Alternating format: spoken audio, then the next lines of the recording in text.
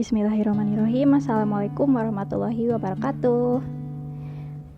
Oke, sekarang kita bakal membedah sedikit-sedikit tentang surah Abasa. Jadi surah Abasa ini artinya ia yang bermuka masam. Asbabun nuzulnya itu, jadi dulu itu Rasulullah berpaling dari Abdullah ibnu Ummi Maktum, yaitu seorang sahabat yang buta. Jadi dulu itu Rasulullah lagi berdakwah gitu kepada pembesar-pembesar Quraisy agar mereka itu mendapatkan hidayah. Nah, tiba-tiba datanglah Ibnu Ummi Maktum ini. Beliau itu berkata, "Ya Rasulullah, berilah petunjuk kepadaku." Tapi Rasulullah itu nggak ngewaro gitu, kayak langsung berpaling. Si dahinya tuh berkerut dan langsung berpaling. Nah, terus datanglah teguran dari Allah. Tapi di sini baru Rasulullah yang tahu gitu. Nah, Allah ini menegurnya itu dengan sangat halus. Jadi menggunakan sudut pandang ketiga, yaitu dia gitu. Seakan-akan ini tuh lagi bicara orang lain gitu, bukan kamu yang bermuka masam, bukan kayak gitu. Jadi dia yang bermuka masam kayak nyindir gitu loh, nyindir Rasulullah. Nah, abis itu Allah ini menyindir. Allah ini menegur Rasulullah itu bukan karena benci atau gimana, tapi karena sayang gitu, karena cinta. Kan kita juga kalau misalnya ada teman kita gitu yang berbuat kesalahan, ya pasti kita tegur gitu kan, gak mungkin kita diemin. Nah, terus ini tuh bukan pertama kalinya Rasulullah itu ditegur. Contohnya salah satunya itu pas ada di surah At-Taubah ayat berapa ya? Pokoknya kayak gini sih bunyinya tuh. Semoga Allah mengampunimu. Jadi dulu tuh Rasulullah pernah mengizinkan orang-orang itu tidak ikut berperang gitu pas perang perang Badar gitu kalau gak salah. Nah, itu tuh sama Allah tuh diampuni gitu si kalimatnya itu. Nah, cara menegur Allah ini emang beda gitu ya dari yang lain gitu. Kalau misalnya Allah itu kalimatnya pasti gini dulu, semoga Allah mengampunimu gitu, baru kalimat teguran. Kalau misalnya kita kan kayak maki-maki dulu, baru ujungnya ya udah gue maafin elu gitu. Kalau misalnya Allah mah nggak gitu. Jadi sama Allah tuh udah diampuni dulu, baru ditegur gitu. Allah itu bilang kepada Rasulullah kalau mereka gitu si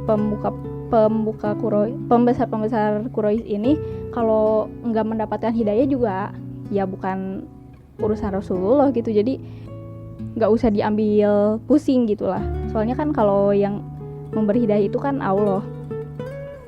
Nah, di sini itu kesalahan Rasulullah yaitu bukan karena berdakwah kepada pembesar-pembesar Quraisy, melainkan karena berpaling dari si miskin yang semangat untuk mencari ilmu gitu, dan fokus kepada si kaya gitu yang nggak mau ngaji gitu, yang nggak mau dengerin, buta tapi semangat mencari ilmunya tuh benar-benar masya Allah gitu. Sampai disebutkan di surah Abasanya juga Allah itu menyebutkan 3 sifat gitu untuk Ibnu Ummi Maktum ini.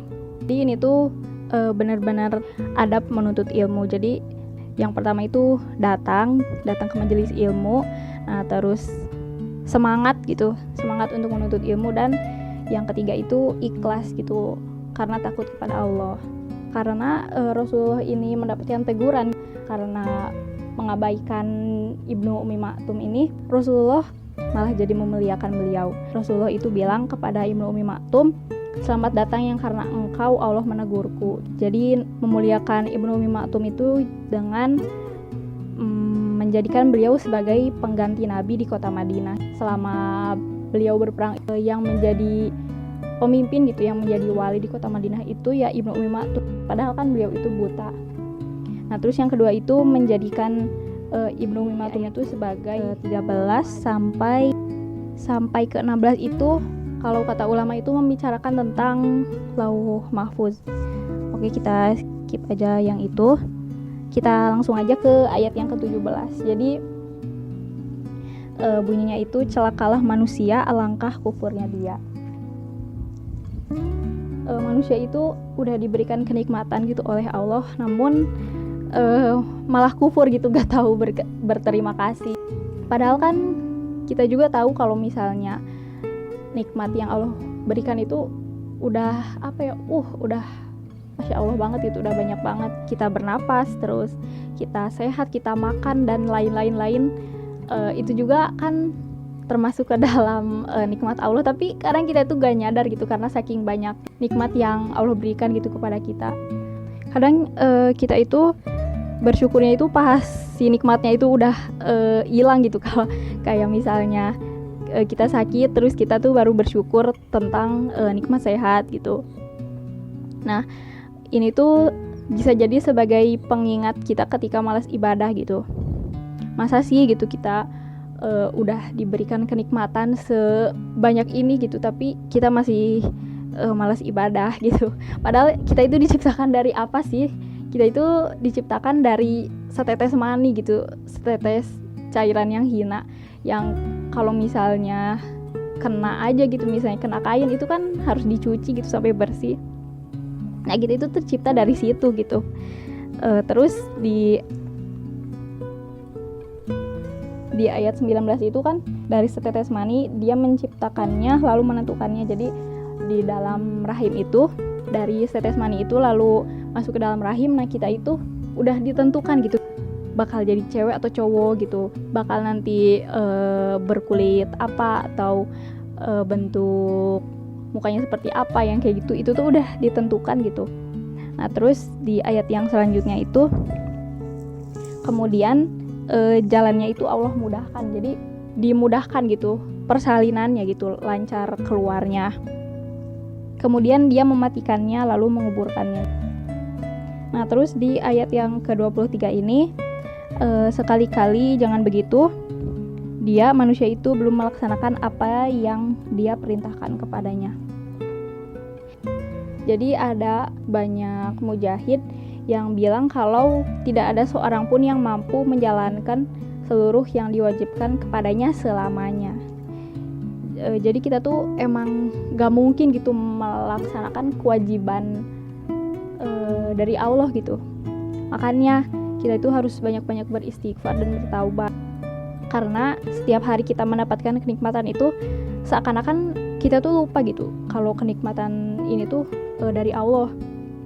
Nah terus untuk ayat 24 sampai 32 itu tuh masih membicarakan tentang kenikmatan Allah gitu, tentang biji anggur, terus sayur-sayuran, nah buah-buahan itu juga kan itu dari Allah gitu. Benihnya dari Allah, terus ditanamnya di tanah Allah, terus air yang mengalir. Lalu di ayat ke-33 ini membicarakan tentang hari kiamat. Jadi hari kiamat itu nanti datang suara gitu yang memekakan telinga. Pada hari itu manusia lari dari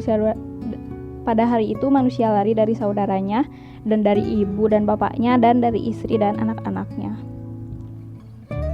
Setiap orang dari mereka pada hari itu mempunyai urusan yang menyibukkannya. Nah jadi saking dahsyatnya gitu, saking ngerinya hari kiamat itu, sampai orang-orang yang kita kenal gitu, orang-orang yang kita cintai aja, kita itu nggak peduli gitu, kita tuh bakal memikirkan diri kita sendiri karena saking ngeri gitu ya. Jadi kenapa mereka itu lari gitu dari orang-orang yang terdekatnya gitu, karena mereka itu takut dituntut. Misalnya dulu ada anak yang gak pernah berhijab gitu selama hidupnya, nah kan itu nanti bakal menuntut gitu ke ayahnya, kenapa aku gak diingetin gitu. Atau misalnya seorang istri gitu yang gak patuh gitu kepada suaminya, nanti juga akan dituntut gitu.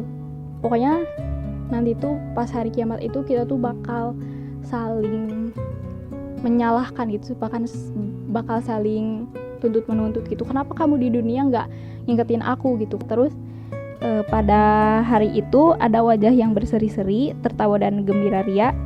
Dan pada hari itu pula ada wajah-wajah yang tertutup debu gitu, suram, tertutup oleh kegelapan. Jadi pada hari kiamat itu nanti ada 2 golongan, yaitu yang mukanya berseri-seri atau orang beriman, dan orang-orang yang tertutup debu.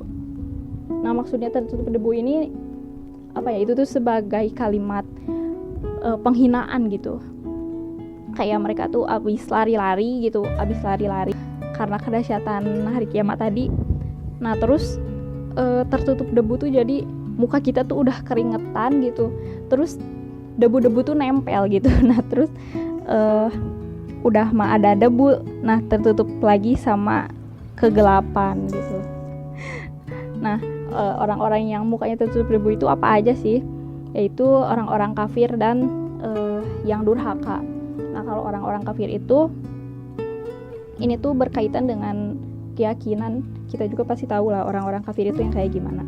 Nah, sedangkan kalau orang-orang yang durhaka ini, yaitu orang-orang yang hobinya itu maksiat gitu. Semoga kita masuk ke golongan orang-orang yang beriman.